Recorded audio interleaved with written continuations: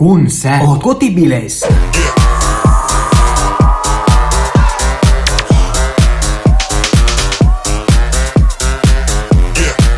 Aika hyvä meininki. Älä muuta sano. Oh shit! Mitä tapahtui? Mä lupasin iskelle olla 12 himas. Man! Mä kysyn siltä, että voisiks mä olla pidempää. Ei, paha virhe. Ei kannata kysellä mitään. Laitat sille suoraan, että sä tuut tänään 2 himaan. Okei, mä laitan silleen. Sinne lähti.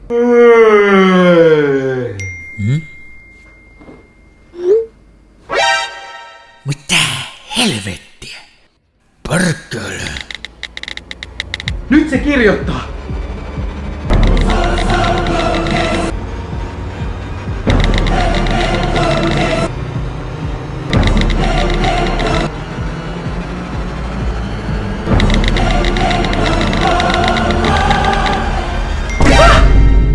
Tätäkö se kirjoitti 10 minuuttia?